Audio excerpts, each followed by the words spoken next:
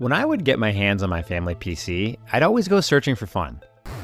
I'd play games like Ski Free, Pinball, maybe Minesweeper if I was bored. And if there were no games, I'd mess around with the system settings or try to hack the screensavers.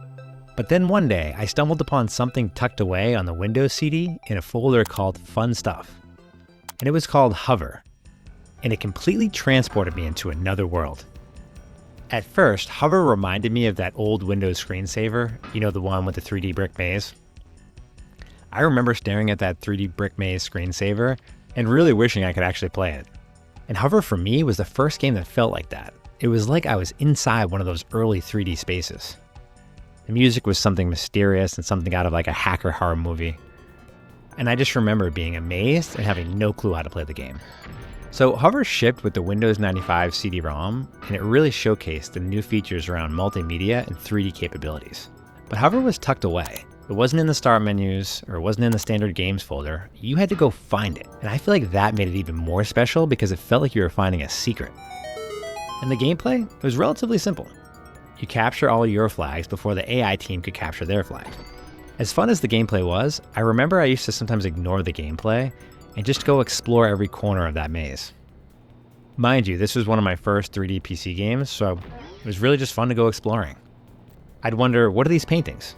Does anyone know to this day what these paintings actually are? I always tried to get through these doors. I'd ask, who's controlling these bots? How are they doing this? I had seen AI before, but felt something different about these AI bots. I'd ask myself, can you fly out into these mountains? Can you get there? Seriously, this mountain backdrop is awesome, and it still invokes that feeling of wonder in me to this day. So I fired it up again recently, and you can easily find it if you dig around online. And yeah, it's a little clunky, and I feel like the AI cheats a bit. The camera's a little bit of a mess, and a little bit of a warning, you can get a little dizzy playing it. But honestly, I love it. The graphics are definitely cleaner than you expect, the colors pop. You catch on to the motion controls pretty quickly. And I'm not gonna lie, I still have no idea what these power-ups do.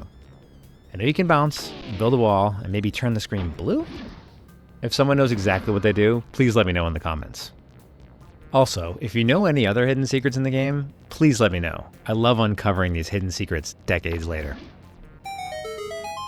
So I had a blast playing some of the early levels, and I jumped to some of the later levels to test those out as well. It's more or less the same 3 level designs, but in the later levels you have more bots, more flags, and less time. But as I was playing through the levels, I realized there's something still very satisfying about grabbing that final flag to win the game. But I do remember thinking this game is the future. And if this was just some hidden demo game, what other games could be coming down the road?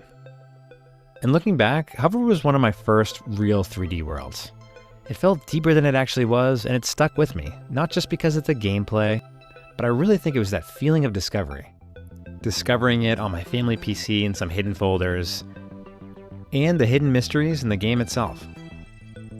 And coming to the realization of how far games and technology could actually go.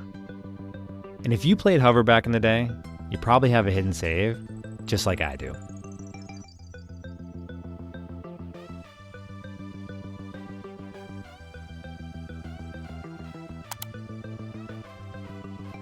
This is Hidden Saves, a channel about unlocking old memories and figuring out why some games just stuck with us. If this one unlocks something for you, feel free to hit subscribe or drop a comment. Let me know what forgotten game I should dig up next. Catch you in the next one.